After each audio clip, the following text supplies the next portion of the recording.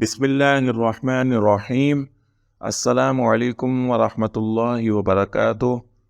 मोहतरम सामीन किराम, सेहत व सलामती के साथ रहें और खैर व आफ़ियत के साथ ज़िंदगी बसर करें। सामीन किराम, खंज़ीर अल्लाह की पैदा की हुई मखलूक है,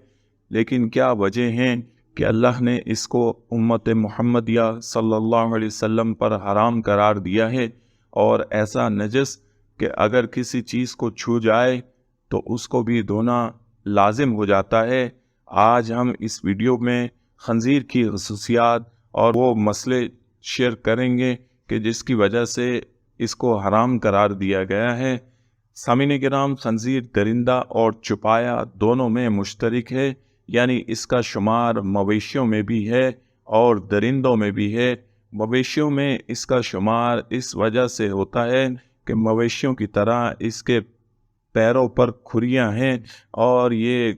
मवेशियों की तरह घास खाता है और दरिंदगी की इसमें ये सिफ्त है। दरिंदा इसलिए कहा जाता है कि दरिंदों की तरह इसके मुंह में दो दांत हैं जिनसे वो चीड़ फाड़ करता है। जैसे शेर को, कुत्ते को और गीदड़ को और दूसरी चीज़ों को अल्लाह ताला ने चीर फाड़ करने के लिए बड़े बड़े दांत दिए हैं, इसी तरीके से खंजीर के भी दांत हैं। खुश्की का खंजीर इंतहाई शहवत परस्त होता है और अक्सर देखा गया है कि चरने की हालत में वो अपनी मादा पर चढ़ जाता है और बाज़ औक़ात ऐसा होता है कि इसकी मादा घास खाते खाते मीलों दूर चली जाती है और ये इस दौरान मुस्तकिल अपनी मादा से जुफ्ती करता रहता है, सेक्स करता रहता है। दूर से देखने वाले ऐसे देखते हैं, उन्हें ऐसा महसूस होता है कि नर और मादा 6 पाँव का एक ही जानवर नज़र आता है और इसका नर अपनी मादा से दूसरे नरों को लगने नहीं देता। हत्ता के बाज़ औक़ात एक नर दूसरे नर को सिर्फ इस वजह से मार डालता है कि इसने इसकी मादा की तरफ रग़बत की थी और इसकी मादा की तरफ बढ़ा था और उससे जुफ्ती करना चाहता था। तो इस ऐसे हालात में दो खंजीरों की बहुत लड़ाई होती है और इस लड़ाई में सिर्फ ताकतवर खंजीर ही फातेह होता है, उसी को फतह मिलती है और दूसरा या तो भाग जाता है या फिर मारा जाता है। और बाज़ दफ़ा ऐसा होता है कि सब के सब इस लड़ाई में शामिल हो जाते हैं, सारे खंजीर इसमें शामिल होते हैं और एक दूसरे को हलाक कर देते हैं और ये लड़ाई काफ़ी देर तक चलती रहती है। जब खंजीर की शहवत भड़कती है तो ये अपना सर झुका लेता है और दुम को खूब हिलाने लगता है, साथ साथ इसकी आवाज़ की टून भी बदल जाती है और जिससे इसकी मादा इसकी तरफ मुतवज्जे होने लगती है। नर 8 माह और मादा 6 माह में बच्चा दिलवाने और बच्चा देने के काबिल हो जाते हैं और बाज़ मुल्कों में नर सिर्फ 4 माह में ही इस काबिल हो जाता है कि बच्चे पैदा कर सके। यानी कि ये इतना शहवत परस्त जानदार है कि 4 माह का खंजीर भी बच्चे पैदा कर सकता है, मगर मादा 6 या 7 माह से पहले बालिग नहीं होती और हद बलूगत को नहीं पहुंचती और जब मादा 15 साल की हो जाती है तो इसके बच्चे होना बंद हो जाते हैं। हैवानों में ये जिन्स बहुत ही नस्ल अफ़ज़ा होती है और इसके नर में ज़बरदस्त क़ुव्वत जुफ्ती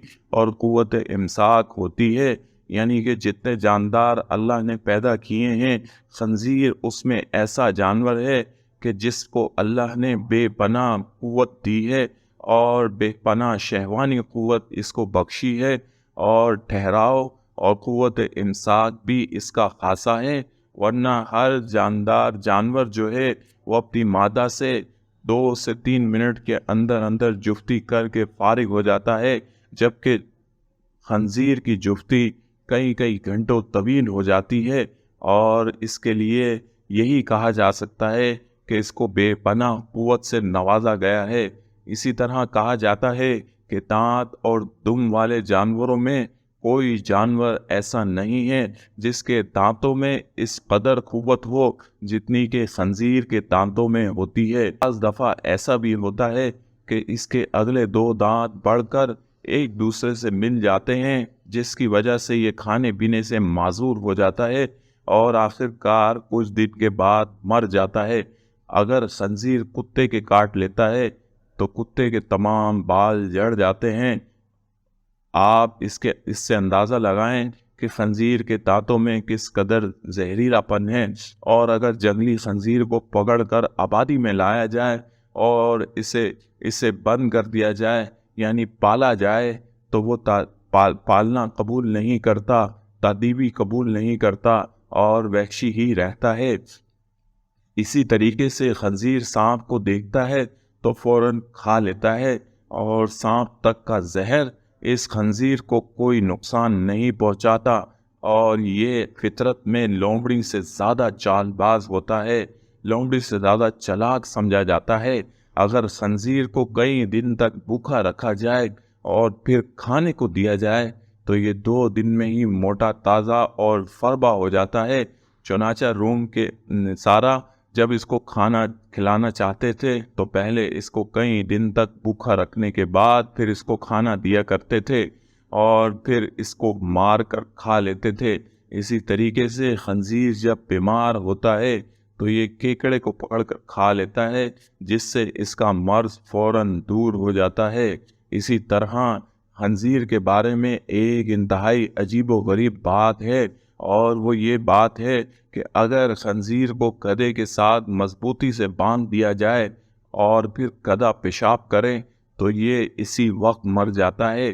گدھے کی پیشاب اور خنزیر کے مرنے کے درمیان کیا تعلق ہے، اس پر سائنسدان ابھی ریسرچ کر رہے ہیں، لہٰذا خنزیر کو پالنے والے اس کو گدھوں سے کافی دور باندھتے ہیں، گدھے کے ساتھ بالکل نہیں باندھتے۔ اور اسی طرح سے اگر خنزیر کی ایک آنکھ نکال دی جائے تو یہ پھر زندہ نہیں رہ سکتا، یعنی کہ اگر نشانہ باز خنزیر کی ایک آنکھ پر نشانہ باندھ کر تیر چلائیں یا گولی چلائیں تو اس سے خنزیر فوراً مر جاتا ہے اور گر جاتا ہے۔ انسان میں اور خنزیر میں صرف اتنی مشابہت ہے کہ انسان کی طرح خنزیر کی کھال بھی گوشت سے علیحدہ نہیں ہوتی، تاہم سامعین کرام خنزیر